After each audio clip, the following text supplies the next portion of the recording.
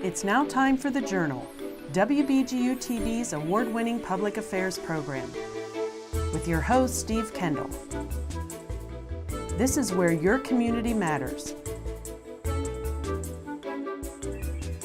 Local people, local issues.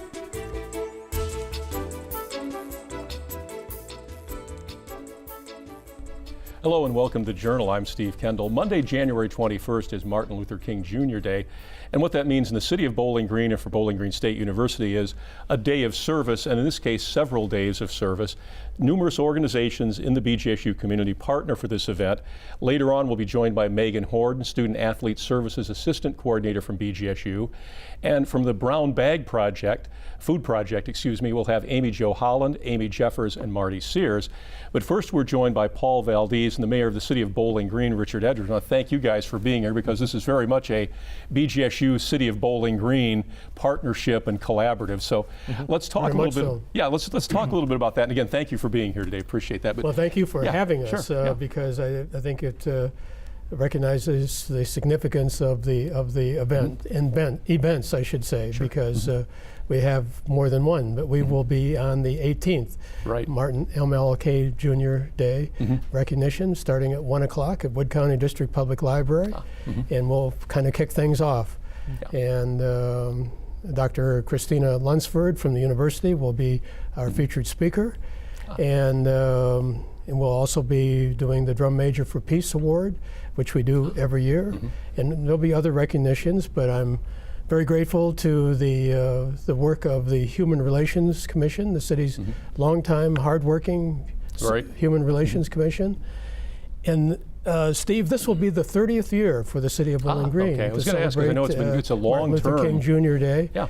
And I was reminded here recently that the program initially started in a council chamber. It was a very small kind of event, and so it's really grown, and now we're at the Wood County District Public Library, and we always look forward to a strong attendance. Last year we were honored with the presence of Dr. Harold Brown and Dr. Marcia Bordner. Dr. Brown is a Tuskegee Airman, and great story. And we had it was just a wonderful program. And Dr. Jo Beth Gonzalez, the drama teacher at the Bowling Green High School, was the honoree for the Drum Major for Peace Award. And so it's always a very, very special event, and one that I personally look forward to. And this actually will be my last one as mayor of the city of Bowling Green. So it takes on a special significance for me, looking at it from a very narrow, selfish point of view. It's something I've always enjoyed. Yeah, and I think, and you mentioned the fact that it started out as sort of one smaller event, and now it's expanded into this multiple day sort of thing that starts on the 18th and runs through several days. And Paul, talk a little bit about the sequence of events in terms of how this is going to unfold a little bit. We've been doing it for 30 years, you guys, and so it now is expanded into these multiple sort of things with multiple partners. Absolutely, and all across the nation, communities are doing days of service in honor of Martin Luther King Jr. Day. And so as Mayor Edwards had said, for 30 years now, the city has been doing their celebration. For the past 11 years, the Brown Bag Food Project, as well as BGSU, have been doing their days of service. And so Brown Bag Food Project has been doing a food drive in the community the Saturday and Sunday leading up to MLK Jr. Day. And then the university has typically had a day of service, a day on as opposed to a day off with our university students on MLK Jr. Day. And so we will still have a day of service, primarily as we focus with athletes, and so Megan's going to talk a little bit about that on the Monday event, but then we're working with the Brown Bag Food Project to really recruit the community members as well as faculty, staff, and students that are around for winter session to participate in the weekend food drive, which is happening on the 19th and 20th. And one of the things is a little bit different here is because you mentioned winter session, and that's a little different schedule for the university, which means probably not quite as many students around, or typically some of the organizations, but you've obviously this type of event, getting volunteers, finding people, it's not a big issue. Absolutely, yeah. We've always had a great response. I mean, when we started the event in 2008 was our first MLK Jr. Day of Service. On campus, there were about 50 students that participated, and then from there it grew to about 800. And so, yes, with the change in the academic schedule, we had to be a little bit creative in thinking about how do we continue to fulfill what the needs are within the community with the faculty, staff, and students that are here during the winter session break. Yeah. Now, typically in the past, what have been some of the things that have been done on the day of service? What kind of things have because a lot of student organizations are involved, but what are some of the things that they've done in the past on that particular day? Sure. Well, last year we had a great project that worked with Habitat for Humanity, and so they actually had some skilled volunteers that assisted us with building 16 mini little libraries. And so you may have seen some of those mini libraries across town, and so our students helped to construct those on MLK Jr. Day, and then a variety of different groups helped to paint those and then install those as it got a little bit warmer on in the spring semester. Yeah. So every year has like something new about it, something a little different. Yeah. Every year the planning's a little bit different. We just have to be nimble and adaptable to whatever comes up. Now, and Steve, sure, go ahead. I just want to say the one thing that's always impressed me is since I've been honored to participate in that program over on that special day of service event, is to go into the ballroom and see it jam-packed with students and participants and community agency groups and representatives and so forth. And it's a very uplifting kind of experience all the way around. Well, and that's one of the things, I mean, you know, we talk about the university, the city's participation directly, but it involves a lot of other agencies and community groups and that sort of thing, and businesses. Some of those are involved to some degree as well. So it's from throughout the region. Yeah. And that's what's impressed me as well, because there are lots of representatives there from the city of Toledo and from throughout the various counties adjoining here, throughout your viewing area. Yeah. So it's because it is, you know, it is Martin Luther King Jr. One of the things was service, was community involvement, community engagement, and this is an ideal way to look at that. When you look at some of the things now, the university, you mentioned the way the city is going to celebrate. What are some of the things the university is doing in terms of recognition? Are there other things besides the actual activities that are going on in the community? Well, there are some other activities. I know our College of Music is doing some performances associated, and they typically have performances with the theater and film as well. But also MLK Jr. Day serves as kind of a kickoff for Black History Month as well. And so the full calendar of Black History Month events that is up on the Office of Multicultural Affairs website indicates all the other activities that will be taking place throughout the month. Yeah. Now, is there, at this stage, obviously we're still a few days away from it, are there ways for people to get involved yet at this stage, volunteers that can still help with the events that are going on? Is there an opportunity? There is. Oh yeah, absolutely. What would be the easiest way for them to get involved at this point? Absolutely. So on our website, it's just bgsu.edu/MLK Day.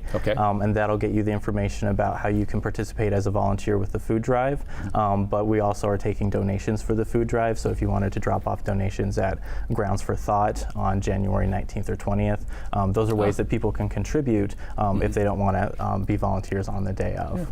But we're looking for a lot more volunteers to kind of help us go out and canvass the community. Yeah. Now, as this is going on in the community, does the city have does they have to do anything differently in terms of dealing with traffic or anything like that? Because there are people walking around, driving around, that sort of thing, or is it pretty much under control? Not really. It's very much under control. And of course, the city will help in any way it possibly can in terms of facilitating the flow of traffic. We did that for the March for Peace that we had here just, about a month and a half ago or early November. And the police has always cooperated, make sure that we could parade and progress from downtown out to the campus and so forth. So that's the least of our concerns, really. But the one thing I'd like to emphasize is especially since we're over at the Wood County District Public Library there and that beautiful facility there. We'll be featuring music, musical groups, and Dr. Ed Dooling, who will play the piano and so forth before we start the program. So it's, as I've said, and we'll be singing, and there'll be, it's a very uplifting event. That's all I can say, and I would encourage people to attend, because even though we have most of the seats are filled typically, there's always room for more. You can make room for more people. And we can have people hanging from the rafters, so to speak, because I think it speaks well of our community to have it strong representation from the community there. And from the city standpoint, we'll be well represented. And again, I can't underscore enough from my standpoint the good work of the city's Human Relations Commission, co-chaired by Dr. Mary Jane Saunders, co-pastor of the First Presbyterian Church, and also Morgan Hollingsworth, a student from Cincinnati, who's now a senior, and she's the other co-chair for the city's Human Relations Commission. It's an 11-member commission, and with representation on from throughout the community and from the city as well, because our deputy police chief is a member, and we have our assistant municipal administrator, Joe Fawcett, is very much involved and attends all the meetings. And they meet every month, the first Friday of every month at 8 o'clock in the morning, so a dedicated group to get out. But they have events throughout the year. Sure. And one other event that we'll be talking about probably later will be the Interfaith Breakfast. There'll be the 5th annual one coming up in April. And I think it's on April 2nd, if I can, I believe so. In any event, it's be the 5th annual, as I said. So there's lots of activities going on, but please, I encourage people to attend on Friday, January 18th at 1 o'clock, Wood County District Public Library. That's when the big weekend gets underway. Right. Well, thank you so much, Mayor Edwards, Paul Valdez. Thank you so much for being here. Thank you, Steve. Thank you for having us. We'll be in touch with obviously the Interfaith Breakfast.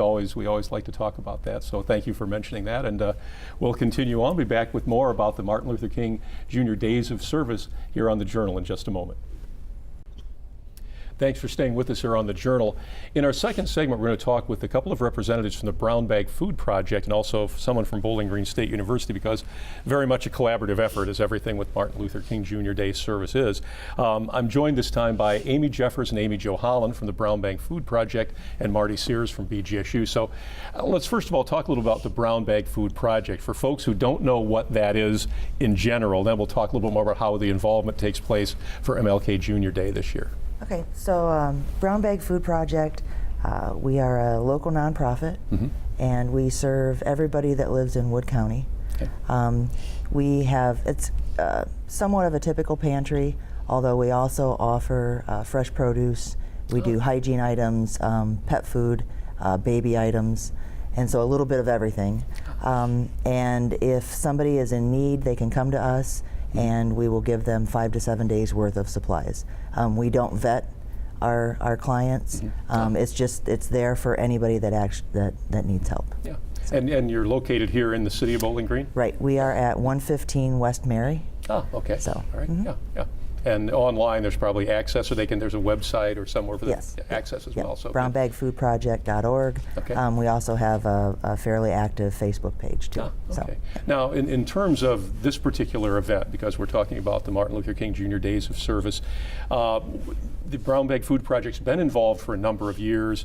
What's this year's involvement? Is it different than it has been in the past, or is there's some unique things? Because it seems like every year it evolves a little bit, all the different aspects. Right. So the MLK Food Drive that's coming up it came about 11 years ago, and it was a couple of community members that actually brought it about. And this was in response to President Obama's call to action to serve the community at the time. And so about 3 years ago, we got a call at Brown Bag, and they needed somebody to take over organizing the food drive. And so that's how Brown Bag kind of became involved as an organization. Individually, we've been involved over the years as volunteers. I see. So that was a little bit of the evolution on that. Now, Amy Jo, your role in Brown Bag Food Project and in this year's event? I'm actually the director of Brown Bag, and this year we're helping organize, so I'll be there. Just kind of making sure everybody's in the right place at the right time and doing the right things. Yep. Okay, yeah. Is this one a little bit different this year because of the different dynamics with the organizations that are involved, or? This year it's going to be benefiting multiple different pantries in the community. So the pantries that we're picking, we've picked more of the smaller pantries. Also, the structures change a little bit because this year we're actually partnering with BGSU, which is huge for us because it will help make the event much more successful than previous years. Yeah. And so there are certain, every year there's a designated group of places where for brown bag this would go, and this year you've got this, again, a certain group of Yep, of yeah, pantries. this year it's going to 6 different pantries. Ah, okay, yeah. And Marty, the BGSU involvement, we'll get you into the conversation here, because BGSU very much involved in this. Talk a little about our involvement. We're very excited. I am the newest member here in the Center for Community and Civic Engagement. Okay. So it's exciting to be able to work with these wonderful women who have had and developed this wonderful project and, you know, serving the community. For myself, I'm a lifelong member of BG, so it's exciting to get to know new people and realize that there are things like that even here in BG that I was unaware of. From BGSU, it's nice because now that we're in this winter session, which is a change at BGSU, we have fewer students on campus at the time of the Martin Luther King weekend. So it was a wonderful opportunity to partner with some new individuals and be able to hopefully have a long relationship with them in the future. Yeah, and that speaks because you look at that too, because normally you'd have a lot of campus organizations greet but all the student organizations would all be involved. And this year they're here, but not in the depth that they normally would be, because not as many students are here during the month of January. When you guys look from the Brown Bag Food Project's perspective, is this one of your bigger events of the year, or is this sort of is this typical of the kind of events you guys get involved in? No, I think it's one of the larger events that we do. I mean, just for our own organization, you know, we do a lot of fundraising events just to keep us going. Right. But the scale of this one is definitely, I think, our biggest one. And then we're also doing this in addition to running the organization. Regular food. So it gets, you know, the last couple of months it gets a little hectic for us. But when Marty was talking, we're really excited to have this kind of partnership this year, because in the past, we've definitely had students that have volunteered, and that's been a huge part of our volunteer base to do this food canvas. And then we were a little bit panicked because of the winter term possibility changing. Of not having as many exactly. students. And so when this partnership came up, it was fantastic for us. And I do want to add too that you know, we have a lot of student involvement in the past with volunteers and student groups doing the canvas, but you know, this was started for the community and by the community, and I think that's an important thing to stress, that this is a great opportunity for community members to get involved and do something for people within their community that need them. Yeah. So. Now, what are some of the things, like on this day, volunteers that work with Brown Bag Food Project, what will be some of the things they'll be doing, or if they wanted to volunteer, what would typically be something I would do if I volunteered that day? One of the biggest volunteer needs for that day is for people to actually go door to door to canvass the community. Okay. Also, we have things people can do back. We're going to actually be at Grounds for Thought, so the things people can do back there, with sorting and date checking and boxing things up. But the biggest need is for people to go door to door. Sure, and they're going to be asking people to, is there sort of a prelude to that where people know that you're going to be maybe going through the neighborhoods that day ahead of time, that they'll say, oh, have some things set aside ready when people show up that day? Yep. Okay, so they'll literally, like, I know that talks about the canvas food drive, and you're looking for people to provide canned goods and some of the other things that you guys mentioned as well. We've got just a moment left here.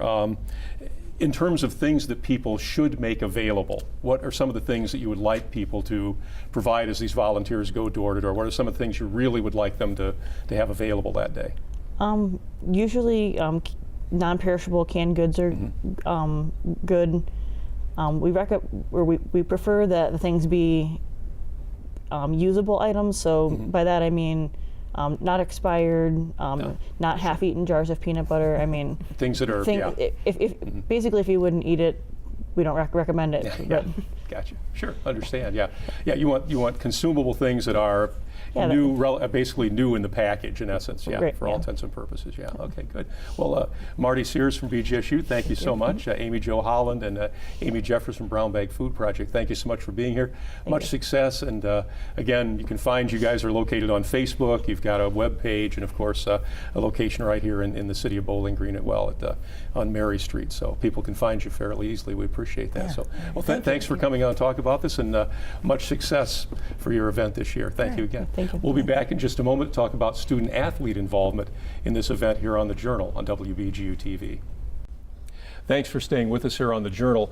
We're talking about the Martin Luther King Jr. Days of Service, which take place later in the month of January. And we're joined in this segment by Meghan Horn, the Student Athlete Service Assistant Coordinator at Bowling Green State University.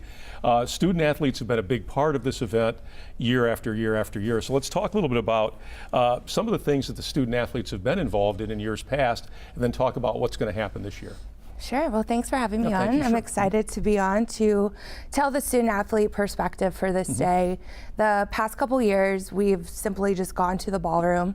The folks at the CCCE have provided various activities. So, as they always say, day on, not off. So when the student athletes weren't practicing on that day, we had them go to the ballroom and participate in these activities.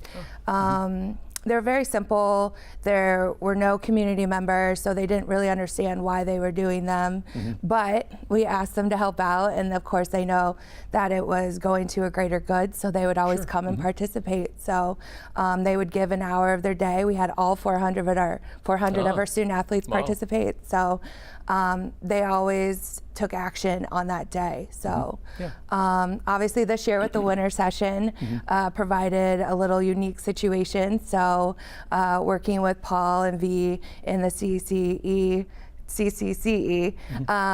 they wanted to come up with an idea that our student athletes can still get involved, especially because we will have student athletes on campus practicing / competing. That doesn't stop. So we've had teams here throughout December, and quite a few teams come back at the beginning of January. So we were trying to come up with an idea for them to still be engaged in this day. So that's how our day of service this year developed. Yeah, and for them, as you said, that not many of them are from the actual local community, but it gives them a chance to kind of see what goes on and get involved in that as well then. So it works that way beyond the actual things they do on that particular day.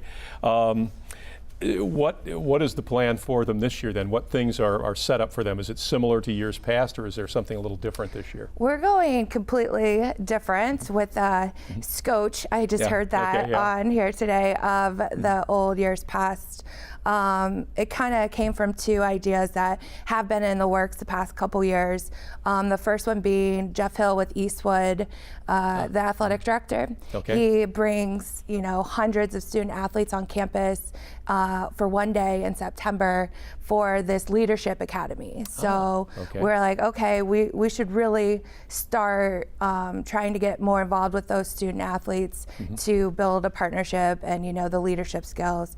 And then the second part of the day stems from our We Are One team player program, which is a program designed for our student athletes to receive a certificate on diversity and inclusion, specifically designed for student athletes within that team atmosphere. So using that sports platform to promote social justice is the primary goal for We Are One team. So combining those together, we developed this idea to bring high school student athletes on campus for the day.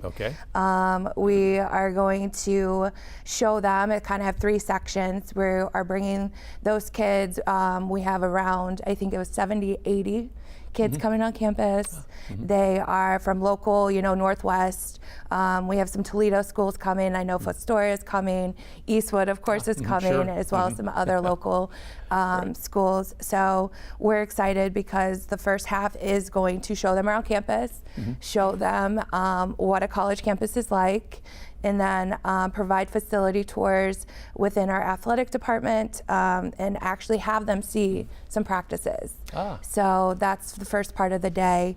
The second part is bringing in some of our old ties of doing a service project.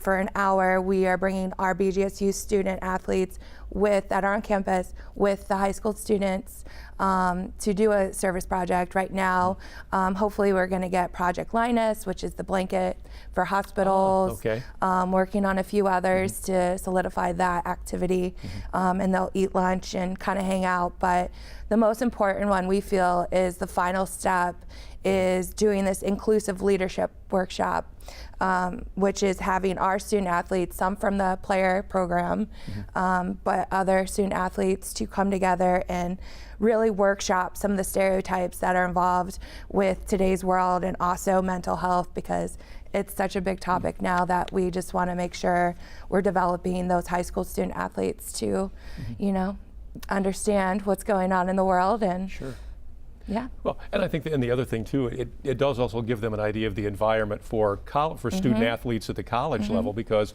it's a different sort of environment as well compared to high school. Also, when you talk initially, and we've got just a moment or two here, when you talk about service to the student athletes, how do you explain that to them? I know you said, okay, they're going to come over and they're going to get involved in this community event, but coming in, they understand that that's part of what they're going to be asked to do besides going to class, participating, competing, that sort of thing, practicing.